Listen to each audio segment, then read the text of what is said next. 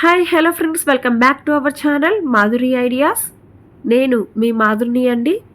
ఈరోజు మన ఛానల్లో చాలా సాఫ్ట్గా చేతితో పట్టుకుంటే దూది లాంటి ఇడ్లీలని ఎలా ప్రిపేర్ చేయాలో చూపిస్తానండి. ఇప్పుడు మనం ఇడ్లీ బ్యాటర్ని తయారు చేసుకుందామండి. ఇడ్లీ పిండిని గ్రైండర్లో చేసుకున్నట్లయితే ఇడ్లీలు చాలా సాఫ్ట్గా ఉంటాయి. అలా కాకుండా ఇప్పుడు మనం మిక్సీ జార్లోనే పిండిని రెడీ చేస్తున్నాము. అలాగే మిక్సీ జార్లో తయారు చేసుకున్నా కూడా ఇడ్లీలు చాలా సాఫ్ట్గా వస్తాయి. అది ఎలాగో వీడియోలో చూపిస్తున్న విధంగా ఈ చిన్న టిప్స్ని పాటించి చేయండి, పర్ఫెక్ట్గా వస్తుంది. ఇప్పుడు ఇడ్లీకి కావలసిన పదార్థాలు అలాగే తయారు చేసే విధానం చూద్దాం. ముందుగా ఒక గిన్నెలో అరకప్పు నిండుగా మినపగుండ్లని వేసుకోండి.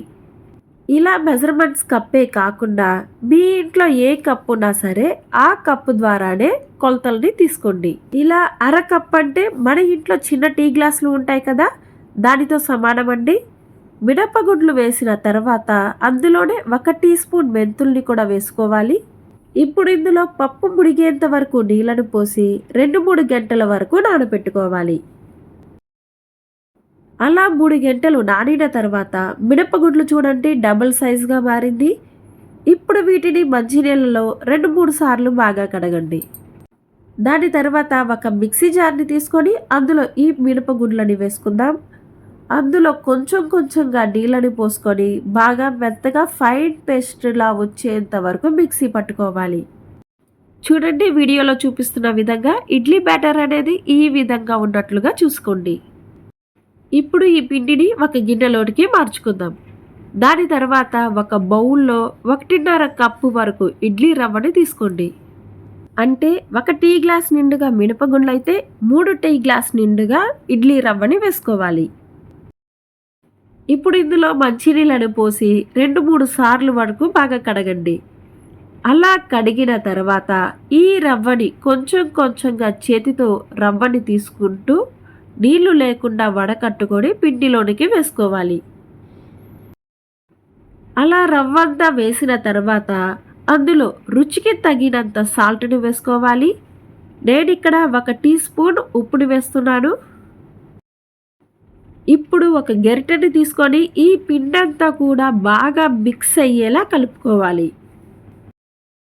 చూడండి ఇడ్లీ బ్యాటర్ అంటే కన్సిస్టెన్సీ ఈ విధంగా ఉన్నట్లుగా చూసుకోండి. ఇలా రెడీ చేసుకున్న పిండిని దగ్గరగా 6 నుండి 7 గంటల వరకు అలాగే ఉంచేసేయండి. ఇప్పుడు చూడండి 7 గంటల సమయం అయిన తర్వాత పిండి పైన అంతా కూడా ఎయిర్ బబుల్స్ అనేది వచ్చింది కదా, ఇలా వస్తేనే మనకు ఇడ్లీలు అనేది చాలా సాఫ్ట్గా వస్తుంది. ఇప్పుడు చూడండి మరొకసారి పిండి అంతా కూడా బాగా కలుపుకున్న తర్వాత ఇడ్లీ బ్యాటర్ అనేది ఇలా ఉన్నట్లుగా చేసుకోవాలి. ఇప్పుడు మనకి ఇడ్లీ పిండి అనేది రెడీ అయిపోయింది. ఇప్పుడు ఈ పిండితో ఇడ్లీలని పోసుకుందాం. ఫస్ట్ ముందుగా ఇడ్లీ ప్లేట్లకి ఆయిల్ అయినా లేదా నెయ్యినైనా ఈ విధంగా అప్లై చేసుకోవాలి.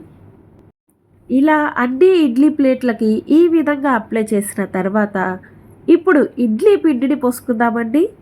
మరీ నిండుగా కాకుండా కొంచెం వెల్తిగా పోసుకోండి. అప్పుడే ఇడ్లీలు పొంగినా కూడా బయటికి రాకుండా ఉంటుంది. ఇలా అన్ని ప్లేట్లకి పోసిన తర్వాత వీడియోలో చూపిస్తున్న విధంగా ఇడ్లీ ప్లేట్లు అనేది ఈ విధంగా ఉన్నట్లుగా పెట్టుకోండి. అంటే ఒకటే లైన్గా ఇడ్లీలు ప్లేట్లు పెట్టకుండా ఇలా ఆల్టర్నేట్గా ఉన్నట్లుగా పెట్టుకోవాలి. అప్పుడే ఇడ్లీలు ఆవిరితో చాలా బాగా ఉడుకుతుంది. ఇప్పుడు గ్యాస్ స్టవ్ని ఆన్ చేసి ఇడ్లీ దబరాని పెట్టండి. అందులో 2 గ్లాసుల నిండుగా నీళ్ళని పోసుకోవాలి.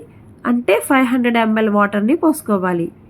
ఇప్పుడు అందులోనే ఇడ్లీ ప్లేట్లని పెట్టుకొని దానిపైన మూత పెట్టి గ్యాస్ స్టవ్ని హై ఫ్లేమ్లోనే ఉంచి 5 నుండి 7 నిమిషాల వరకు ఉడికించుకోవాలి.